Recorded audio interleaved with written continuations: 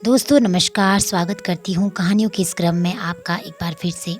आप सुन रहे हैं मुंशी प्रेमचंद के द्वारा लिखित कहानियों का क्रम। आज के इसी क्रम में आप सुनेंगे एक और कहानी, स्वर्ग की देवी। इस कहानी को अंत तक सुनिएगा। कहानी अच्छी लगे तो लाइक और शेयर कर दीजिएगा। साथ ही साथ चैनल में नए हैं तो चैनल को सब्सक्राइब करना बिल्कुल ना भूलिएगा। आइए सुनते हैं कहानी, स्वर्ग की देवी। भाग्य की बात, शादी विवाह में आदमी का क्या अख्तियार, जिससे ईश्वर ने या उनके नायाबो ब्राह्मण ने तय कर दी, उससे हो गई। बाबू भारतदास ने लीला के लिए सुयोग्य वर खोजने में कोई बात उठा नहीं रखी, लेकिन जैसा घर चाहते थे वैसा न पा सके। वे लड़की को सुखी देखना चाहते थे, जैसा हर एक पिता का धर्म है, किंतु इसके लिए उनकी समझ में संपत्ति ही सबसे जरूरी चीज थी। चरित्र या शिक्षा का स्थान गौण था। चरित्र तो किसी के माथे पर लिखा नहीं रहता, और शिक्षा का आजकल के जमाने में मूल्य ही क्या। हाँ, संपत्ति के साथ शिक्षा भी हो तो क्या पूछना। ऐसा घर बहुत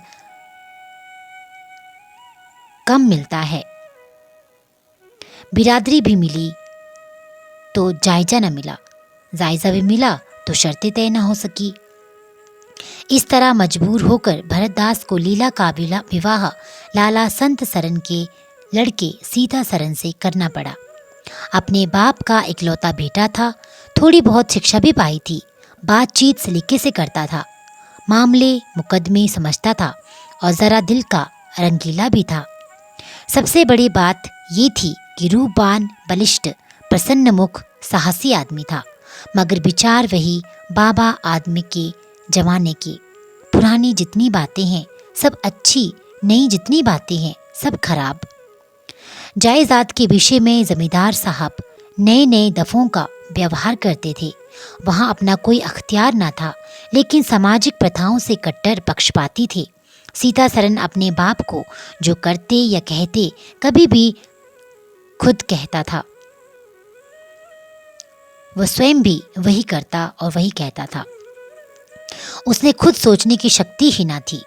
बुद्धि की मंदता बहुधा सामाजिक अनुदारता के रूप में प्रकट होती है।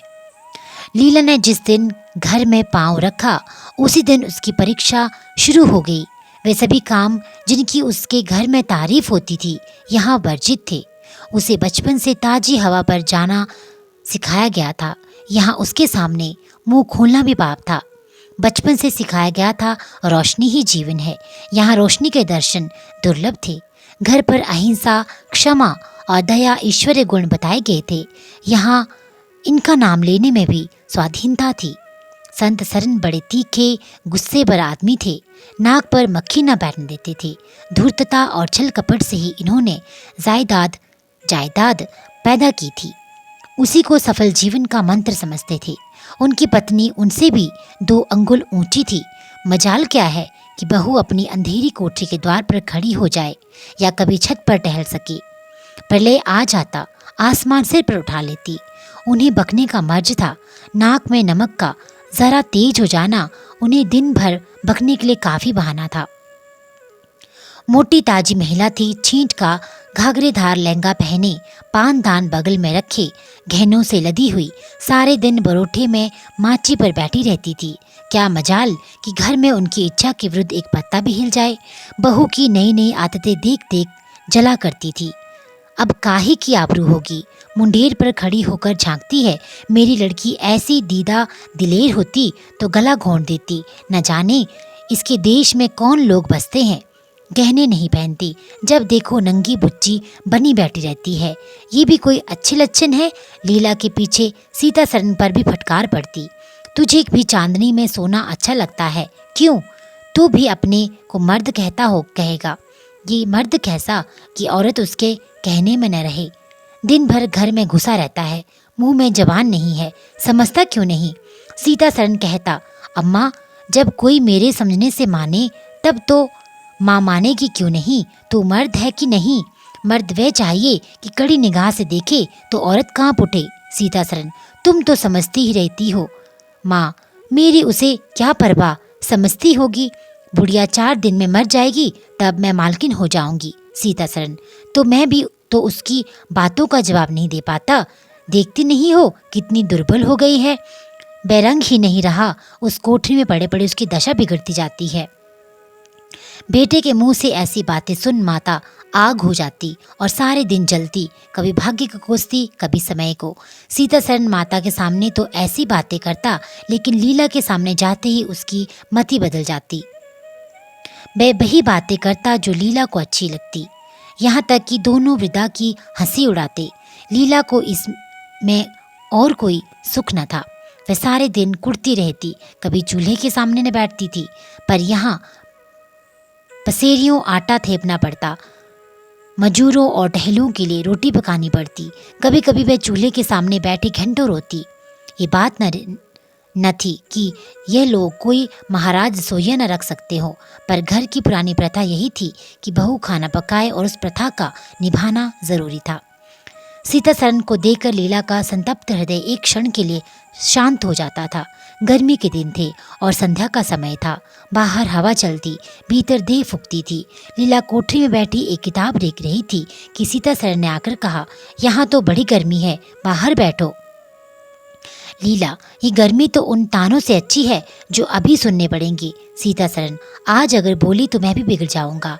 लीला: तब तो मेरा घर में रहना भी मुश्किल हो जाएगा। सीतासरन: बला से अलग ही रहेंगी। लीला: मैं मर भी जाऊं तो भी अलग रहूं। वह तो कुछ कहती सुनती है, अपनी समझ से मेरे भले ही के लिए कहती सुनती है। उन्हें मुझसे कोई दुश्मनी थोड़ी ही है। हाँ, हमें उनकी बातें अच्छी न लगे, ये दूसरी बात है। उन्होंने खुद पर वह सब कष्ट झेले हैं जो वह मुझे झिलवाना चाहती है। उनके स्वास्थ्य पर उन कष्टों का जरा भी असर नहीं पड़ा। वह उस उम्र में मुझे नहीं डांटी है, फिर उन्हें कैसे मालूम हो कि इन कष्टों से स्वास्थ्य बिगड़ सकता है। सीतासरन ने उसके मुरझाए हुए मुख की ओर करुणा नेत्रों से देखकर कहा, तुम्हें इस घर में आकर बहुत दुख सहना पड़ा। ये घर तुम्हारे योग्य न था। तुमने पूर्व जन्म में जरूर कोई पाप किया होगा। लीला ने पति के हाथों से खेलते हुए कहा, यहाँ न आती तो तुम्हारा प्रेम कैसे पाती। 5 साल गुजर गए। लीला 2 बच्चों की माँ होगी, एक लड़का, दूसरा लड़की। लड़के का नाम जानकी सरन रखा गया और लड़की का नाम कामिनी। दोनों बच्चे घर को गुलजार किए रहते। लड़की दादा से हिली थी, लड़का दादी से। दोनों शोक और शरीक थे। गाली दे बैठना, मुंह चढ़ा देना तो उनकी मामूली बातें थी। दिन भर खाते और आए दिन बीमार पड़ते रहते। लीला ने खुद कभी सब कष्ट झेल लिए थे, पर बच्चों में बुरी आदतों का पड़ना उसे बहुत बुरा लगता था। किंतु उसकी कौन सुनता। बच्चों की माता होकर उसकी अब गणना ही न रही थी। जो कुछ थे बच्चे थे, वह कुछ न थी। उसे किसी बच्चे को डांटने का अधिकार न था। सांस फाड़ खाती थी। सबसे बड़ी आपत्ति ये थी कि उसका स्वास्थ्य अब और भी खराब हो गया था, पर सब काल में उसे वे भी अत्याचार सहने पड़े जो अज्ञान, मूर्खता और अंधविश्वास ने सौर की रक्षा के लिए गढ़ रखे हैं। उस काल कोठरी में जहाँ न हवा का गुजर था, न प्रकाश का, न सफाई का, चारों ओर दुर्गंध और सील और गंदगी भरी हुई थी। उसका कोमल शरीर सूख गया। एक बार जो कसर रह गई वह दूसरी बार पूरी हो गई। चेहरा पीला पड़ गया, आंखें धंस गई। ऐसा मालूम होता बदन में खून ही नहीं रहा। सूरत ही बदल गई। गर्मियों के दिन थे, एक तरफ आम पके, दूसरी तरफ खरबूजे। इन दोनों फलों की ऐसी अच्छी फसल कभी न हुई थी। अब की इनमें इतनी मिठास न जाने कहाँ से आई थी कि कितना ही खाओ मन न भरे। संत सरन के इलाकों से आम और खरबूजे की टोकरे भरे चले आते थे। सारा घर खूब उछल उछल खाता था। बाबू साहब पुरानी हड्डी के आदमी थे। सवेरे 1 सैकड़ों आमों का नाश्ता करते, फिर पसेरी भर खरबूज चाट कर जाते। मालकिन उनके पीछे रहने वाली न थी। उन्होंने तो एक वक्त का भोजन ही बंद कर दिया था। अनाज सड़ने वाली चीज़ नहीं, आज नहीं कल खर्च हो जाएगा। आम और तरबूजे तो एक दिन भी नहीं ठहर सकते। चुदनी थी और क्या। यूं ही हर साल दोनों चीज़ों की रेल पेल होती थी, पर किसी को कभी कोई शिकायत न होती थी। कभी पेट में गिरानी मालूम हुई तो हड्ड की काफ फंकी मार ली। एक दिन बाबू संत सरन के पेट में मीठा मीठा दर्द होने लगा। आपने उसकी परवाह न की, आम खाने बैठ गए। सैकड़ा पूरा करके ही उठे कि गिर पड़े तो फिर तिल तिल करके पैर के और दस्त होने लगे। हैजा हो गया। शहर के डॉक्टर बुलाए गए, लेकिन आने के पहले ही बाबू साहब चल बसे थे। रोना पीटना मच गया। संध्या होते होते लाश घर से निकली। लोग दाह क्रिया करके आधी रात को लौटे तो मालकिन को भी दस्त हो रहे थे। फिर दौड़ धूप शुरू हुई, लेकिन सूर्य निकलते निकलते वह भी सिधार गई।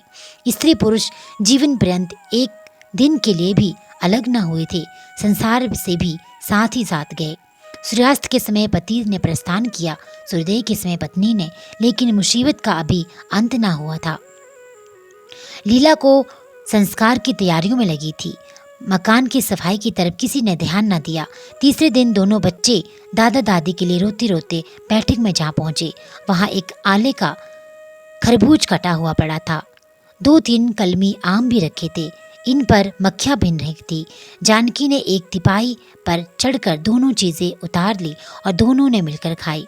शाम होते होते दोनों को हैजा हो गया और दोनों माँ बाप को रोता छोड़ चल बसे। घर में अंधेरा हो गया। 3 दिन पहले जहाँ चारों तरफ चहल पहल थी, अब वहाँ सन्नाटा छाया हुआ था। किसी के रोने की आवाज सुनाई न देती थी। रोता ही कौन? ले दे के कुल 2 प्राणी रह गए थे और उन्हें रोने की सुधि न थी। लीला का स्वास्थ्य पहले भी कुछ अच्छा न था, अब तो वे और भी बेजान हो गई थी। उठने बैठने की शक्ति न रही, हरदम खोई सी रहती। न कपड़े लत्ते की सुधि थी, न खाने पीने की। उसे न घर से वास्ता था, न बाहर से। जहाँ बैठती वहाँ बैठी रहती। कपड़े महीनों तक न बदलती, सिर में तेल न डालती। बच्चे ही उसके प्राणों के आधार थे। जब वही न रहे तो मरना और जीना बराबर था। रात दिन यही मनाया करती कि भगवान यहाँ से ले चलो। सुख दुख सब भुगत चुकी, अब सुख की लालसा नहीं है, लेकिन बुलाने से मौत किसी को आती है। सीता सरन भी पहले तो बहुत रोया धोया, यहाँ तक कि घर छोड़कर भागा जाता था, लेकिन ज्यों ज्यों दिन गुजरते गए बच्चों का शोक उसके दिन से मिटता था। संतान का दुख तो कुछ माता को ही होता है। धीरे धीरे उसका जी संभल गया। पहले की भांति मित्रों के साथ हंसी दिल लगी होने लगी। यारों ने और भी चंग कर चढ़ाया। अब घर का मालिक था, जो चाहे कर सकता था। कोई उसका हाथ रोकने वाला नहीं था। सैर सपाटे करने लगा तो लीला को रोते देख उसकी आंखें सजग हो जाती थी। कहाँ अब उसे उदास और शोक मगन देखकर झुंझला उठता। जिंदगी रोने ही के लिए तो नहीं है। ईश्वर ने लड़के दिए थे, ईश्वर ने ही छीन लिए। क्या लड़कों के पीछे प्राण देना होगा? लीला ये बातें सुनकर भौचक हो रह जाती। पिता के मुंह से ऐसे शब्द निकल सकते हैं? संसार में ऐसे प्राणी भी हैं? होली के दिन थे। मर्दाना में गाना बजाना हो रहा था। मित्रों की दावत का भी सामान किया गया था। अंदर लीला जमीन पर पड़ी हुई रो रही थी। त्योहार के दिन उसे रोते ही काटते थे। आज बच्चे होते तो अच्छे अच्छे कपड़े पहने कैसे उछलते फिरते। वही न रहे तो कहाँ की तीज, कहाँ का त्योहार। सहसा सीतारमन सरन ने आकर कहा, क्या दिन भर रोती रहोगी? जरा कपड़े तो बदल डालो, आदमी बन जाओ। क्या तुमने अपनी गत बना रखी है? लीला, तुम जाओ अपनी महफिल में बैठो। तुम्हें मेरी क्या फिक्र पड़ी है? सीता सरन, क्या दुनिया में और किसी के लड़के नहीं मरते? तुम्हारे ही सिर पर मुसीबत आई है। लीला, ये बात कौन नहीं जानता? अपना अपना दिल ही तो है, उस पर किसी का बस है।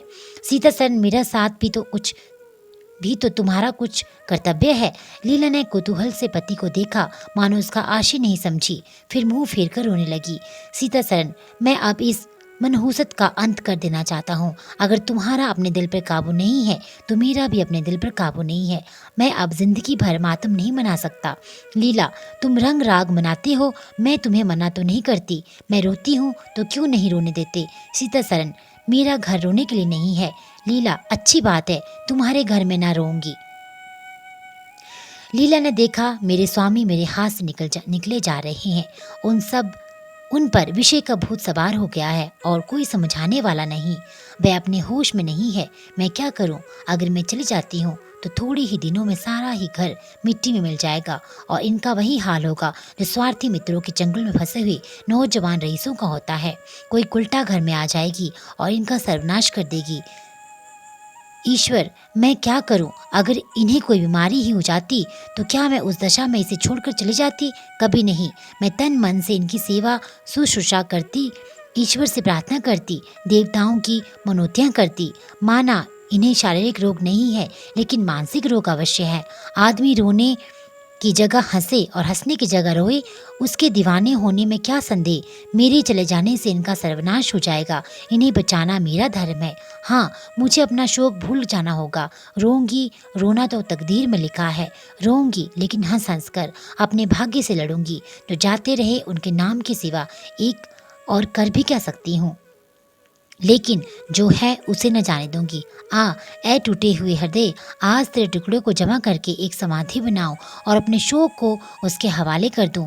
और रोने वाली आंखों, आओ मेरे आंसुओं को अपनी विसित छटा में छिपा लो। आओ मेरे आभूषणों, मैंने तुम बहुत दिनों तक तुम्हारा अपमान किया है, मेरा अपराध क्षमा करो। तुम मेरे भले दिनों के साक्षी हो, तुमने मेरे साथ बहुत बिहार किया है। अब इस संकट में मेरा साथ दो, मगर देखो दगा न करना, मेरे भेदों को छिपाए रखना। पिछले पहर को महफिल में सन्नाटा हो गया, हू हा की आवाज़ें बंद हो गई। लीला ने सोचा क्या लोग कहीं चले गए या सो गए। एकाएक सन्नाटा क्यों छा गया। जाकर दहलीज में खड़ी हो गई और बैठक में झांककर देखा, सारी देह में एक ज्वाला सी दौड़ गई। मित्र लोग विदा हो गए थे, समाजियों का पता न था। केवल एक रमणी मसनद पर लेटी हुई थी और सीता सरन सामने झुका हुआ था। उसने बहुत धीरे धीरे बातें कर रहा था।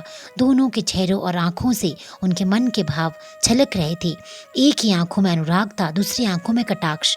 एक भोला भाला हृदय एक मायाविनी रमणी के हाथों लुटा जाता था।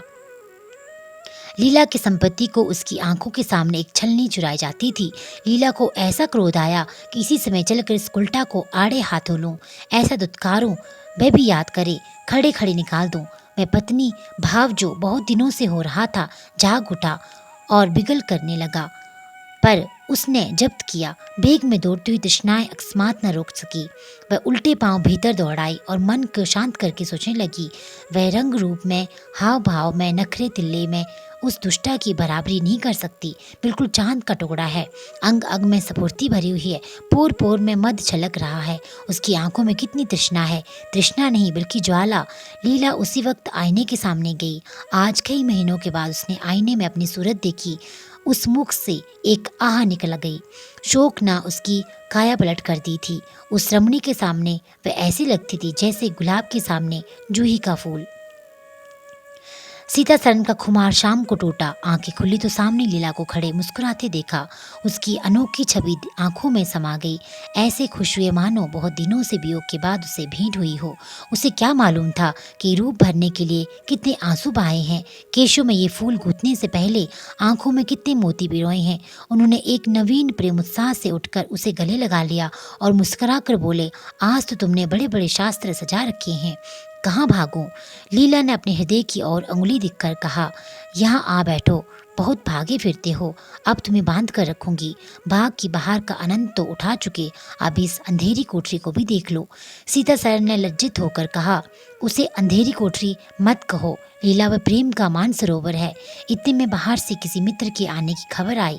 सीताराम चलने लगे तो लीला ने हाथ उनका पकड़कर कहा, मैं ना जाने दूंगी। सीता सरन, अभी आता हूँ। लीला, मुझे डर है कहीं तुम चले न जाओ। सीता सरन, बाहर आए तो मित्र महाशय बोले, आज दिन भर सोते हो क्या? बहुत खुश नजर आते हो। इस वक्त तो यहाँ चलने की ठहरी न थी, तुम्हारी राह देख रही है। सीता सरन, चलने को तैयार हूँ, लेकिन लीला जाने नहीं देगी।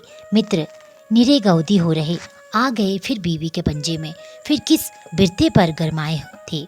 सीता सरन, लीला ने घर से निकाल दिया था, तब आशी ढूंढता फिरता था, अब उसने द्वार खोल दिए हैं और खड़ी बुला रही है। मित्र, आज भी आनंद कहाँ? घर को लाख सजाओ तो क्या बाग को हो जाएगा?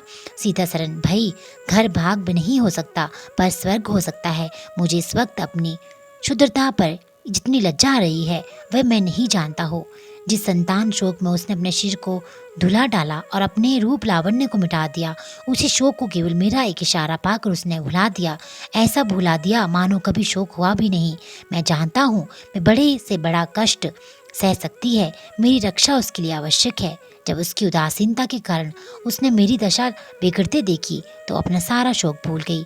आज मैंने उसे अपने आभूषण पहनाकर मुस्कुराते हुए देखा तो मेरी आत्मा पुलकित हो उठी।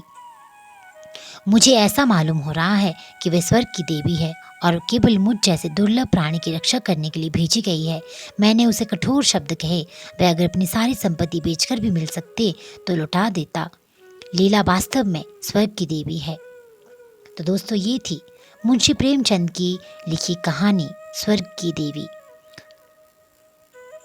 ऐसी अन्य कहानियाँ सुनने के लिए चैनल के साथ जुड़े रहिए। चैनल को अधिक से अधिक लाइक और शेयर करना बिल्कुल ना भूलिएगा। आपका दिन शुभ हो। हर हर महादेव।